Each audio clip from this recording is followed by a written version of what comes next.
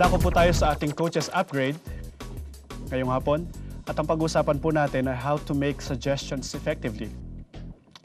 Kung naalala po ninyo sa ating coaches training ay merong dalawang skill na ginagamit natin mga coach at kumbaga ito ang ating minamaster na dapat ginagawa. Ito po ay asking questions at active listening. Sabi nga ng marami mga coach, talaga bang puro patanong dapat pag coach ka at kailangan ka lang makinig? Akala ng marami mga coach ay tinatanggal sa kanila yung opportunity na mag-share ng kanilang ideya. Kasi tanong ka lang ng tanong pag coach ka. Saka nakikinig ka ng maigi. So akala nila, nami-miss nila yung opportunity na paano pag meron akong magandang ideya o merong magandang suggestion na gusto kong ibigay kay team leader. Well, yan po ay hindi tamang pag-iisip. Ibig sabihin, that's inaccurate para po sa mga coach. Sa katunayan, ay kaya tayo naging coach dahil marami tayong karanasan. At alam ko na marami tayong magagandang ideya at karanasan na pwede nating ibahagi sa ating church planter. Kaya lang, dapat matutunan natin kung ano ang pinaka-epektibong paraan para sabihin ang ating suggestion. Paano ba tayo magiging effective sa pagsasalita ng ating suggestion? It's important to learn how to reach maximum effectiveness in making suggestions. How? It is done through asking questions. Yun. So yung aking suggestion, pwede pala na pwedeng gamitin na patanong pa rin. So patanong pa rin. Pero may idea ka, patanong pa rin. Pag-aaralan po natin paano natin ito gagawin. So ito po ang mga gagawin. Ang unang hakbang ay have team leaders brainstorm. So ang unang gagawin, hayaan mo muna siyang mag-brainstorm sa sarili niya. Halimbawa, kung ang inyong pinag-uusapan ay patungkol sa contact making sa inyong church planting target area, so sasabihin mo sa kanya, kung siya ay si Philip, sasabihin mo sa kanya, Philip, ano kayang iba pang mga paraan para makakuha tayo ng mga contact sa lugar? So siguro ang iniisip lang niya ay crusade na may film showing. So kung yan nasa isip niya, pagdating ng ating coaching appointment, pwede mo sabihin sa kanya, Philip, maganda yung crusade. Pero, meron pa ba tayong pwedeng maisip na ibang mga paraan at mga strategy para magkaroon tayo ng maraming mga contacts? Siguro ang nasa isip mo, coach, ay meron kang ideas, ang nasa isip mo, mukhang hindi na effective ang crusade. ang ating mga krusada ngayon siguro ay, lalo na kapag hindi na kayo ay nasa lugar na medyo bayan. So alam mo, hindi na effective yan. So ang nasa isipan mo ay siguro, ang pinakamaganda ay house to house na lang. Wala pang gastos at tiyak pa ang bunga kaysa crusade. Pero sa kanyang isipan, dahil yan ang gusto niyang gawin, so yan ang sasabihin niya. Pero sabihin mo sa kanya, meron pa bang ibang paraan? Yan. Minsan po, meron akong isang kino-coach na isang team leader at medyo forte niya ay sa children's ministry.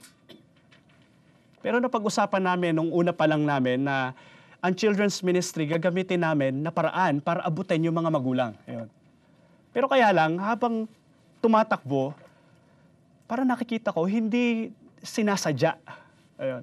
Bilang coach, nakikita ko na sana mas maganda na yung children's ministry sa church planting target area ay gawing paraan para talaga abutin yung mga magulang.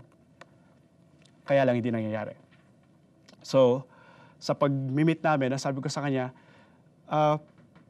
di ba napag-usapan natin na napakaganda na gamitin natin ang children's ministry? Maganda, merong kang marami mga bata tayong natuturuan. Pero ano kayang paraan para talagang maabot natin ang mga magulang? Ayun. Minsan, mas marami pang magagandang ideya ang team leader. Nakatulong sa akin ng malaki ang coach ko kasi natuto akong personal na mag-isip ng mga ideya, mga kaparaanan kaysa maghintay, umasa at umipindi sa kanya. Patapos mag-brainstorm at hindi niya makakuha pa rin yung gusto mong ipaisip sa kanya, itong susunod na gagawin. Ask if you can add one more option. Ayan. So, halimbawa, contact making. So, sabi niya, Pastor, siguro pwede rin tayo mag-medical mission. Yan. So, nasa isipan niya, crusade. Mukhang marami siyang pera dahil ang mga napipili niyang contact making activity ay talagang kailangan malaking gasto. So, sabi niya, siguro, Pastor, pwede tayong mag-medical mission sa lugar. Yan. Pero, ang nasa isipan mo ay house to house. So, sabi mo sa kanya, pwede ba ako magdagdag ng isang paraan na pwede natin gawin na yun? So, hindi mo basta sasabihin sa kanya na, mag-house na lang tayo. So, pipigilan ng sarili. Hilingin mo ang kanyang pahintulot, pwede ba ako magdagdag ng isa pang option? So, nag-share na siya ng isa, dalawa. Sasabihin mo sa kanya, team leader, pwede ba ako magdagdag ng isa pang option? So, sasabihin niya, sige po, pastor. Yun. So, hindi pa yan gagawin kagad niya, pero yan ay magiging isa sa marami mga options na pwede niyong gawin. Tama po ba? So, hindi ka nag-advise, hindi ka nagmamando. Ikaw ay nagbibigay ng another option or idea. Pangatlong paraan o pangatlong hakbang, have team leaders choose an option. So, sa contact making, balik ulit tayo. So, naisip na, crusade, medical mission, ibinato ni coach ang house to house na lang. Kakatukain bawat bahay. So, yan ang gagamitin natin sa contact making. So, ang sasabihin kay team leader ay, team leader, sa lahat ng ating mga nilistang option, ano kaya ang pinakamagandang gawin natin? So, ngayon, yung team leader, nagpa-process siya. Di ba?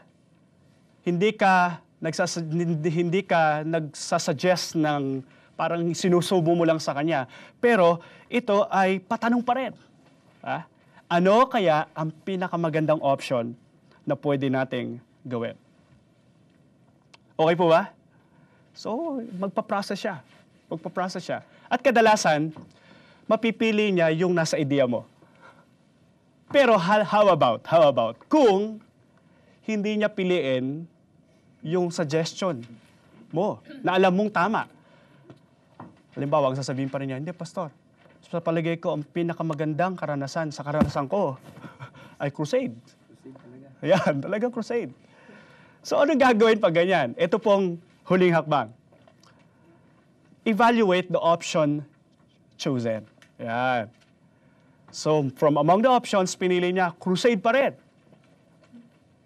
So, wag sasabihin ni coach, pambira ka! Alam mo, magastos yan. So, ang gagawin ni coach, okay, so siguro nag-work out ang crusade sa marami mga pagkakataon. Pero, pwede ba nating tignan sa target area natin kung ano ang mga pros and cons? Ano ang mga strengths and weaknesses ng crusade kung gagawin natin sa ating target area? So, nag-suggest po ba ako? Hindi. Ano pong ginawa ko? Nagtanong pa rin. Yun. So, what are the options? Pero sa dulo ay, hindi pa rin eh. Pero ang gagawin ko, patanong pa rin, ano sa palagay mo ang mga advantage at disadvantage kung gagawin natin ang ganyang paraan? So, una, magastos and lahat po ng mga pwede. Pero marami din mga, siguro marami rin mga advantage. Isang gabi lang, ang dami na kagad contact ng crusade. So, hanggang mag-process kayo, tutulungan mo siya mag-process, hanggang makikita niya ano ang pinakamaraming magagandang advantage sa lahat ng mga options na inyo pong pinag-aralan o pinili. Hanggang makita niya kung ano ang magandang option. At kadalasan, ito pong paraan na ito ay talagang very effective. Sa akin po, sa aking karanasan, ay napaka-epektibo nito. So, hindi magpapayo puro tanong at makikinig na mabuti. So isa-isahin po ulit natin yung mga hakbang. Una, have the team leaders brainstorm. Ulitin po natin, bawal magpayo. Pwede ba natin sabihin? Bawal. Ayan.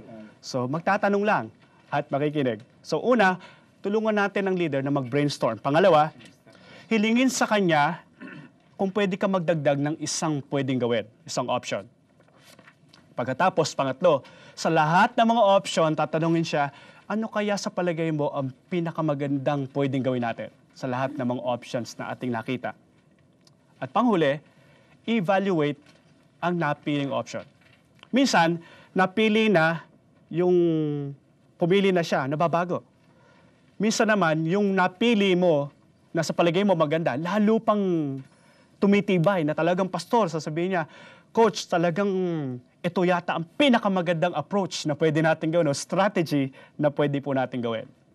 So yan po ang 4 na hakbang, how to make your suggestions more effectively. Magugrupo po tayo ngayon at sa ating pong mga grupo, ano po sa palagay ninyo ang mga benefits of making suggestions in this way?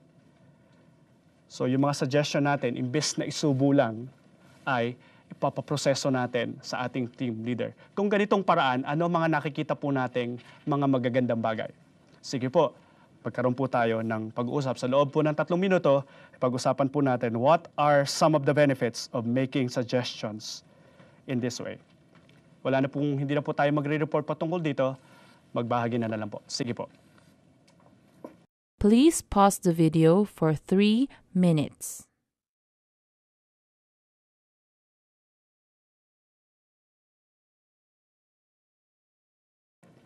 Salamat po sa inyong mga bahaginan. Kung matatandaan po ninyo, ang kahulugan ng ating coaching, sabi po nating kahulugan sa coaching ay, it is the process of helping people develop their God-given potentials so that they will make a valuable contribution to the advancement of the kingdom. So tandaan po natin, kung ganitong paraan, tinutulungan natin yung team leader natin na ma-develop. Hindi siya aasa all throughout. Kasi pag subo lang ng subo, tayo mga coach, ano mangyayari? So asa lang siya nangaasa sa atin. Hindi natin siya nade-develop, hindi siya nagpo-process. At kapag galing sa kanya, talagang pahalagahan niya yan. Siguro yan ang isang magandang benefit.